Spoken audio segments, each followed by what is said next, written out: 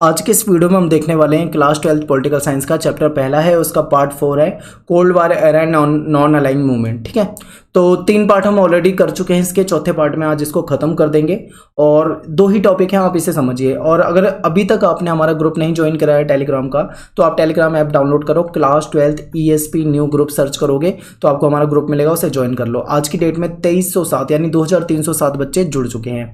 शुरू करते हैं अपने टॉपिक को। सबसे पहला टॉपिक है हमारा नव अंतर्राष्ट्रीय आर्थिक व्यवस्था से क्या अभिप्राय है। नव अंतर्राष्ट्रीय आर्थिक व्यवस्था, नव अंतर्राष्ट्रीय आर्थिक व्यवस्था याद कर लें, बिल्कुल 6 मार्क्स में क्वेश्चन पूछा जा सकता है। पहले ये आता था लॉन्ग क्वेश्चन में ही आता था हमेशा, इसीलिए याद रखें ये इंपॉर्टेंट है क्योंकि लॉन्ग क्वेश्चन में आपके चांस है पूछे जाने के। तो देखिए, ये नव अंतर्राष्ट्रीय आर्थिक विकास की जो धारणा है, इसका जन्म क्यों हुआ या फिर इसकी आवश्यकता क्यों पड़ी, पहले इस कारण को समझेंगे, तब आपको टॉपिक बहुत आसान लगेगा। देखिए, गुटनिरपेक्ष आंदोलन में जो देश शामिल हुए थे, वो ज्यादातर जो देश थे वो अल्प विकसित देशों का दर्जा मिला था। क्यों? क्योंकि वो देश गरीब थे। ठीक है, वो कैसे देश थे? ये देश गरीब और पिछड़े थे।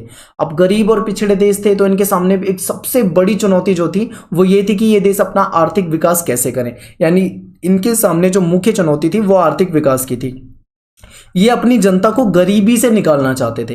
कैसे गरीबी से निकालेंगे? अब आप ये सोचो, इनको रोजगार देना होगा, लोगों को वहां पे टेक्नोलॉजी लगानी पड़ेगी, बहुत सारी चीजें होंगी, तभी जाके वो गरीबी से अपनी जनता को निकाल पाएंगे। ये सारी समस्या इनके सामने थी। तो यहाँ पे 3 पॉइंट याद हो जाएंगे आपको कि गुटनिरपेक्ष आंदोलन में जो ज्यादातर देश शामिल थे वो कैसे देश थे? अल्प विकसित थे, गरीब थे, पिछड़े थे। क्लियर हो गया? इसके बाद इनके सामने मेन समस्या क्या थी? आर्थिक विकास करने की और अपनी जनता को गरीबी से निकालने की। बिल्कुल क्लियर हो गया। अब देखिए, बिना आर्थिक विकास के, मान लो इनका आर्थिक विकास अगर नहीं होता तो ये दोबारा से गुलाम होने का खतरा हो जाता है इनके सामने। यानी कि बिना आर्थिक विकास के इनके सामने फिर से गुलाम होने का खतरा था। तो इन देशों की सहायता के लिए, अब यहां पे याद रखो, इन देशों की हेल्प के लिए नव अंतरराष्ट्रीय आर्थिक व्यवस्था की धारणा जो है, कॉन्सेप्ट जो है, इसका जन्म हुआ। ये लगा भाई कि ये देश बहुत समस्या में है, अल्प विकसित हैं, गरीब हैं, पिछड़े हैं, आर्थिक विकास की चुनौतियां हैं इनके सामने, गरीबी से अपनी जनता को निकालना है, दोबारा से गुलाम होने का खतरा है। इतनी सारी समस्याओं को देखते हुए एक नई धारणा का जन्म हुआ जिसका नाम है नव अंतरराष्ट्रीय आर्थिक व्यवस्था। अब देखते हैं इसमें क्या इंपॉर्टेंट है। ये आपको 4 पॉइंट अभी जो बताए वो समझ में आ गए होंगे। आगे देखिए, सन 1972 में संयुक्त राष्ट्र संघ जो है हमारा, जो यूएनओ है, यूनाइटेड नेशन ऑर्गेनाइजेशन, उसका व्यापार और विकास से संबंधित एक सम्मेलन हुआ।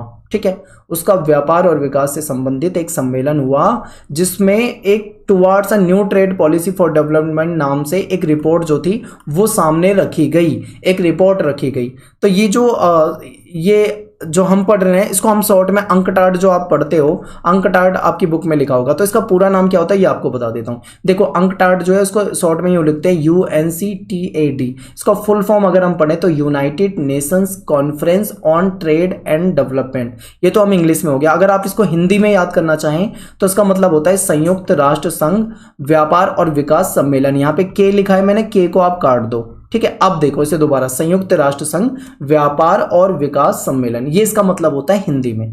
तो ये जो यहाँ पे सम्मेलन हुआ, इसमें ये जो समस्या पड़ी थी, अभी हमने ये समस्या पढ़ी है, इन समस्याओं पे चर्चा हुई और वहां पे एक रिपोर्ट रखी गई जिसका नाम था towards a new trade policy for development. यहाँ पे ट्रेड की स्पेलिंग गलत हो गई है, माफी चाहता हूं इसके लिए, यहाँ पे ट्रेड आएगा। ठीक है, towards a new trade policy for development.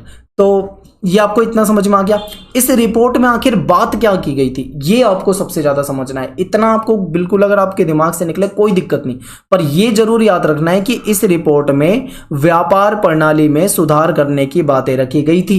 इन्होंने कहा था कि इन देशों का अगर विकास करना है, ये जो समस्याएं आपने पढ़ी है, अगर इन समस्याओं से निकलना है, इन समस्याओं को खत्म करना है, तो हमें किसमें सुधार करना पड़ेगा? हमको व्यापार की जो प्रणाली है, व्यापार का जो मौजूदा सिस्टम है, उस सिस्टम को सुधारना पड़ेगा, उस प्रणाली को सुधारनी पड़ेगी। ठीक है, तो इसके लिए इन्होंने 4 बातें रखी। उन्होंने बोला अगर इन 4 बातों को मान लिया ना तो ये सारी की सारी समस्या जो है खत्म हो जाएंगी, जो अभी हमने स्लाइड 1 में पढ़ा था। तो देखते हैं अब वो 4 बातें कौन कौन सी रखी गई, 4 सुझाव कौन कौन से रखे गए। तो सबसे पहले ये बात कही गई कि ये जो अल्प विकसित देश हैं, यानी ये जो गरीब देश हैं, इन देशों के पास जो प्राकृतिक संसाधन है, यानी इन देशों का उनके जो प्राकृतिक संसाधन है उस पर पूरा नियंत्रण होगा। जिस प्रकार से पश्चिमी देश अपने संसाधनों का इस्तेमाल अपने अकॉर्डिंग करते हैं, ऐसे ही ये देश भी अपने संसाधनों का इस्तेमाल अपने तरीके से कर सकेंगे, उसमें कोई रोका टाकी इनको नहीं की जाएगी। यानी कि जब ये अपने संसाधनों का अपने तरीके से इस्तेमाल करेंगे तो जाहिर सी बात है धीरे धीरे ये डेवलप होने लगेंगे। तो आपको पहला पॉइंट बिल्कुल आसान लगा होगा, याद हो जाएगा। दूसरा पॉइंट, ये जो देश थे ना, ये आपस में व्यापार कर रहे थे। इनका जो व्यापार होता था जो वो आपस में होता था, तो कहीं ना कहीं मतलब वो वाला फायदा इनको नहीं मिल सकता जो बड़ा फायदा होता है व्यापार का, बड़ा फायदा इनको नहीं मिलता। तो ऐसे में क्या बताया गया कि अगर इन देशों की पहुंच पश्चिमी देशों के बाजारों तक अगर हो जाएगी, अगर इन देशों को पश्चिमी देशों के बाजार तक व्यापार करने की अनुमति मिल जाती है या फिर अपने सामान को पश्चिमी देशों तक पहुंचा सकते हैं, बेच सकते हैं, तो इससे क्या होगा, इनको मुनाफा होगा। क्योंकि इनके यहाँ पे जो बनने वाली अच्छी क्वालिटी की चीज है वो पश्चिमी देशों में जाएगी, तो वहां पे इनको पैसा भी ज्यादा मिलेगा। एग्जाम्पल के लिए मैं आपको बताता हूं, अगर ये आपस में अल्प विकसित देश से ही व्यापार करता है, एक गरीब देश दूसरे गरीब देश से ही व्यापार करता है, तो अपनी चीजों की कॉस्ट भी इसको उस देश की खरीदारों के अनुसार रखनी होती है। लेकिन अगर यही देश किसी विकसित देश से व्यापार करता है तो अपने जो प्रोडक्ट की जो कॉस्ट है वो थोड़ी सी बढ़ा भी सकता है और इन देशों को वो कॉस्ट फिर भी ज्यादा नहीं लगेगी। तो इस तरीके से अगर इनकी पहुंच जो है वो पश्चिमी देशों के बाजार तक हो जाती है तो ये अपने आप ही धीरे धीरे क्या करने लगेंगे, विकास करने लगेंगे। दूसरा पॉइंट आपको समझ में आ गया। तीसरा देखते हैं, पश्चिमी देशों से, देखो पश्चिमी देशों से जो टेक्नोलॉजी मंगाई जा रही थी उसकी लागत कम होगी। क्या था कि जो पश्चिमी देश थे, डेवलप देश थे, उन देशों के पास बहुत अच्छी मशीनरी थी, बहुत अच्छी टेक्नोलॉजी थी, बहुत अच्छी सुविधाएं थी। लेकिन ये जो गरीब देश थे इनके पास अच्छी मशीनें, अच्छे कारखाने, अच्छी सुविधाएं बिल्कुल भी नहीं थी। अब ऐसे में क्या है, अगर कोई अच्छी चीज बनानी है, कोई वस्तु उनका निर्माण करना है तो उसके लिए अच्छी अच्छी मशीनें चाहिए, लेटेस्ट मशीनें चाहिए। अब वो मशीनें इनके पास, टेक्नोलॉजी वगैरह इनके पास है नहीं। अगर ये पश्चिमी देशों से वो टेक्नोलॉजी खरीदते हैं तो इनको वो टेक्नोलॉजी बहुत महंगी पड़ती है, क्योंकि उनकी टेक्नोलॉजी वैसे ही बहुत महंगी है। तो ऐसे में ये सॉल्यूशन निकाला गया कि अगर पश्चिमी देश अपनी टेक्नोलॉजी, अपनी मशीनरी, अपनी जो भी मतलब टेक्नोलॉजी है उसको अगर कम पैसों में इन देशों को दे दें, गरीब देशों को दे दें, तो उनका क्या होगा, लाभ होगा। तो यही बात रखी गई कि पश्चिमी देशों से मंगाई जा रही टेक्नोलॉजी, इसकी लागत जो है वो कम होगी। तीसरा पॉइंट आपको समझ में आ गया। चौथा पॉइंट, अल्प विकसित देशों की अंतरराष्ट्रीय आर्थिक संस्थाओं में भूमिका बढ़ाई जाएगी। ये जो गरीब देश हैं इनका अंतरराष्ट्रीय आर्थिक जो संगठन है उनमें तो इनकी कोई भूमिका ही नहीं है, तो ऐसे में इनकी भूमिका बढ़ाई जाएगी। अब आज का पहला क्वेश्चन है आपके लिए, पहला क्वेश्चन का जवाब आप मुझे कमेंट में देंगे वीडियो को खत्म हो जाने के बाद। जब वीडियो आपकी कंप्लीट हो जाएगी आप मुझे कमेंट में जवाब दें। आप मुझे कोई दो ऐसे दो अंतरराष्ट्रीय आर्थिक संस्थाओं के नाम आप मुझे कमेंट में लिख के बता दो, कोई भी दो, 3-4 भी लिख सकते हो, 2 भी लिख सकते हो, मिनिमम आपको 2 लिखने हैं, ठीक है। ये आपका पहला क्वेश्चन हो जाएगा। तो ये जो आपका टॉपिक था, फर्स्ट टॉपिक, ये आपको बिल्कुल याद हो जाना चाहिए, समझ में आ जाना चाहिए, बहुत इंपॉर्टेंट है। और आएगा तो लॉन्ग क्वेश्चन में आएगा, वरना फिर इसके चांस नहीं है पूछे जाने के। अब एक क्वेश्चन जो है जो बच्चों को बिल्कुल समझ में नहीं आता है, बहुत मुश्किल होती है उनको समझने में, वो है गुट निरपेक्षता। ना तो पृथकवाद है और गुट निरपेक्षता ना ही तटस्थता है। तो ये पृथकवाद और तटस्थता का क्या मतलब है ये आपको यहाँ पे ध्यान रखना है। तो सही है, आप एक बार इसे ध्यान से देख लो। मैं आपको सबसे पहले पृथकवाद का मतलब समझाऊंगा, उसके बाद मैं आपको तटस्थता का मतलब समझाऊंगा, फिर मैं आपको ये भी समझाते जाऊंगा साथ के साथ कि गुट निरपेक्षता का मतलब ना तो पृथकवाद होता है ना ही तटस्थता होता है, ठीक है। तो चलिए देखते हैं। पृथकवाद का मतलब है अपने को, पृथक का मतलब ही होता है अलग, पृथक का मतलब क्या होता है, अलग, यानी अपने को अंतरराष्ट्रीय मामलों से काट कर रखना या फिर अपने आप को अंतरराष्ट्रीय मामलों से अलग रखना, ठीक है। अपने को अंतरराष्ट्रीय मामलों से अलग रखना, ये होता है पृथकवाद का मतलब। जो अमेरिका है इसने 1787 में जब वहां पे स्वतंत्रता की लड़ाई हुई थी तब से लेकर पहला विश्व युद्ध जब शुरू हुआ था 1914 के आसपास तक, यानी इन्होंने 1787 से लेकर 1914 तक अमेरिका ने अपने को अंतरराष्ट्रीय मामलों से बिल्कुल अलग रखा। अलग रखने का मतलब है अपने आप को काट कर रखा, यानी इसको दूसरे देशों में क्या हो रहा है, दूसरे देशों से क्या होना है, अमेरिका ने इस बात से कोई मतलब ही नहीं रखा। इसी को कहते हैं पृथकवाद, यानी कि किसी दूसरे, अपने में ही खुश रहना, किसी दूसरे से कोई मतलब ही नहीं रखना, जिसको हम पृथकवाद के रूप में जानते हैं। अमेरिका ने पृथकवाद की विदेश नीति अपनाई, यानी कि दूसरे देशों से ज्यादा कोई मतलब नहीं रखा। अमेरिका ने ऐसी नीति अपनाई 1787 से लेकर 1914 तक। बिल्कुल आपको समझ में आ गया पृथकवाद क्या होता है। क्या अब आप ये कह सकते हो कि गुट निरपेक्षता भी पृथकवाद होती है? तो हम कहेंगे नहीं, इसे पृथकवाद की नीति कहते हैं ये जो है। लेकिन जो गुट निरपेक्ष देश थे, इन्होंने कभी भी ऐसी कोई नीति नहीं अपनाई कि अपने आप को दुनिया से ही काट के रख लिया। देखो अब यहाँ पे दो ग्रुप थे, यूएसए और यूएसएसआर। बेशक से हम ना तो यूएसए में शामिल हुए ना तो हम यूएसएसआर में शामिल हुए, लेकिन इसका मतलब ये नहीं है कि हम पृथकवाद को अपना लिया हमने। यानी हमें जरूरत पड़ती थी तो हम यूएसए से कांटेक्ट कर सकते थे, हमें जरूरत पड़ती थी हम यूएसएसआर से कांटेक्ट कर सकते थे। हम इन दोनों के बीच में लड़ाई झगड़ा अगर का माहौल होता था तो हम उसको सुलझाने का प्रयास करते थे। ठीक है, हम हमेशा से मतलब अपनी सक्रिय भागीदारी इसमें निभाते थे। जबकि पृथकवाद का मतलब क्या होता है? पृथकवाद का मतलब तो होता है अपने आप को अंतर्राष्ट्रीय मामलों से बिल्कुल दूर करना। दो देश अगर आपस में लड़ रहे हैं तो तुम्हें उसमें कुछ बोलना ही नहीं है, तुम बिल्कुल चुप रहो। कोई लड़े आपस में, कट जाए, मर जाए, आपको कोई मतलब ही नहीं है। पृथकवाद का मतलब तो यही होता है कि मतलब अपने आप को बिल्कुल अलग रखना, किसी से कोई मतलब नहीं रखना। तो ऐसा अमेरिका ने करा था अपनी विदेश नीति में 1787 से 1914 तक। लेकिन गुट निरपेक्ष देशों ने कभी भी पृथकवाद को नहीं अपनाया। बेशक से वो दोनों महाशक्ति में शामिल नहीं हुए, लेकिन इसका मतलब ये नहीं था कि पृथकवाद उन्होंने अपना लिया हो। गुट निरपेक्ष देशों ने हमेशा शांति और स्थिरता बनाए रखने के लिए प्रतिद्वंदी गुटों के बीच मध्यस्थता कराने में सक्रिय भूमिका निभाई। अब यहीं से आपको समझ में आ जाएगा कि गुट निरपेक्ष देशों ने पृथकवाद नहीं अपनाया, या गुट निरपेक्षता का मतलब पृथकवाद नहीं होता। देखो, गुट निरपेक्ष देशों ने हमेशा शांति और स्थिरता बनाए रखने के लिए, जो प्रतिद्वंदी गुट हैं, जो आपस में लड़ने मरने को तैयार हैं, ऐसे गुटों के बीच में हमेशा मध्यस्थता यानी कि बीच बचाव कराने में हमेशा एक्टिव रहे, सक्रिय भूमिका निभाई। अभी हमने ऊपर क्या पढ़ा? पृथकवाद का मतलब होता है कि अपने आप को अलग रखना। पर यहां पे क्या है, हम देख रहे हैं कि भाई हमने शांति के लिए, स्थिरता बनाए रखने के लिए दो ऐसे ग्रुप जो आपस में लड़ने को तैयार हैं, जो आपस में कटने मरने को तैयार हैं, उनके बीच में हमने मध्यस्थता करवाई। यानी कि हम पृथकवाद नहीं मानते, यानी कि गुट निरपेक्ष का मतलब पृथकवाद नहीं है। एक एग्जाम्पल के थ्रू और समझा देता हूं। पंडित जवाहरलाल नेहरू, उन्होंने नॉर्थ कोरिया और साउथ कोरिया के बीच में जो तनाव था, उसमें लड़ाई झगड़े जैसा जो माहौल था, उसमें उन्होंने समझौता कराया। ठीक है, अगर हम पृथकवाद की नीति अपनाते तो हम क्यों समझौता कराते? हमें क्या मतलब है? कोरिया आपस में लड़े चाहे कोई भी आपस में लड़े, हम बिल्कुल भी नहीं करते। समझ गए? बहुत गहराई से समझा रहा हूं। टफ टॉपिक माना जाता है बच्चों के नजर में ये, और बहुत ही आसान है, समझने की देर है, बस समझ जाओ तो आपको समझ में आ जाएगा। यानी कि गुट निरपेक्षता का मतलब पृथकवाद नहीं है। अब दूसरा देखो, एक क्वेश्चन ये भी पूछा जाता है, क्या गुट निरपेक्षता का मतलब तटस्थता है? तो आपका कहने का, आप इसका भी आंसर यही करोगे कि गुट निरपेक्षता का मतलब तटस्थता बिल्कुल भी नहीं है।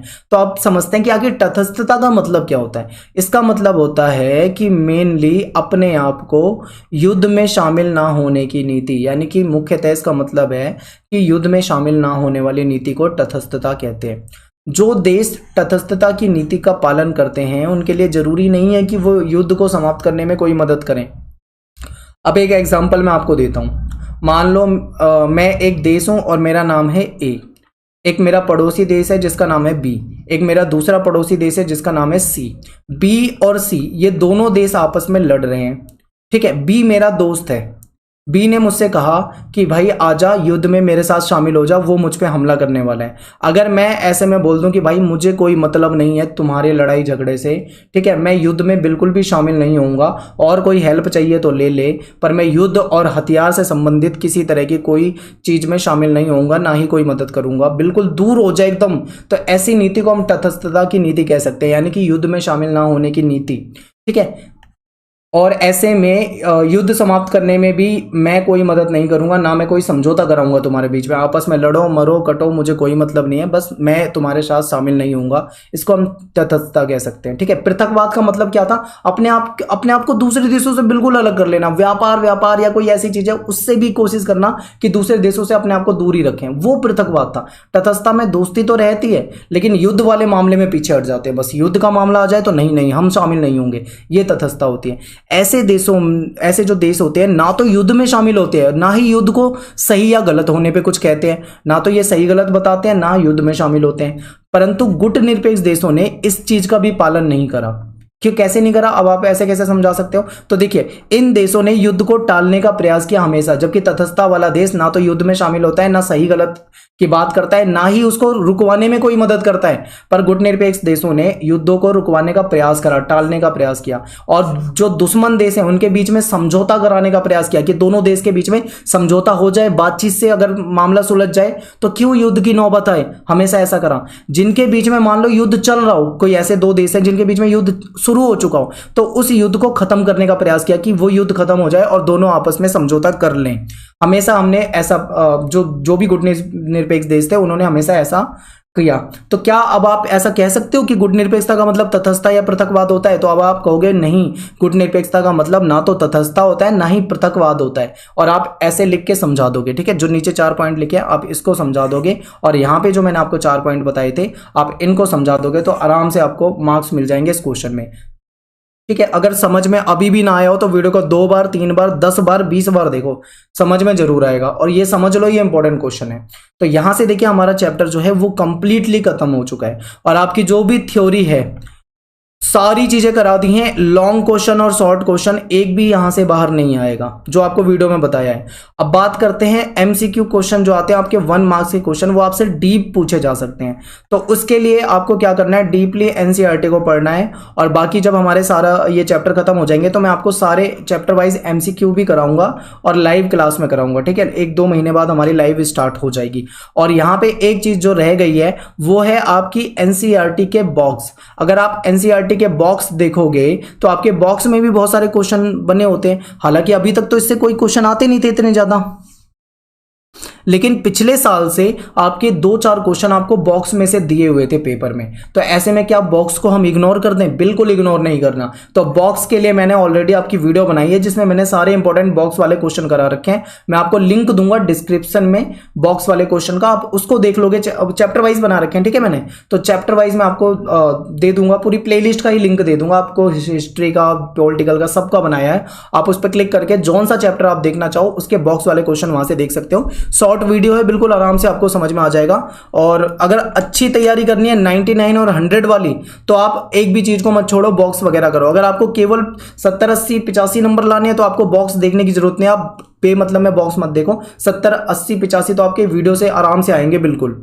ठीक है, तो खत्म करते हैं आज की वीडियो। सॉरी, खत्म हो चुकी है। अब मिलेंगे अगले चैप्टर में, यानी कि दूसरे चैप्टर में। ठीक है, फर्स्ट चैप्टर में आपका कोई चेंज नहीं था, बट दूसरे चैप्टर में आपके सिलेबस में बदलाव है, चेंजेस हैं। अगर आपने वो नहीं समझा है तो आप उसे जरूर समझेंगे। तो मिलते हैं नेक्स्ट वीडियो में। थैंक्स फॉर वॉचिंग, सभी को जय हिंद, जय भारत।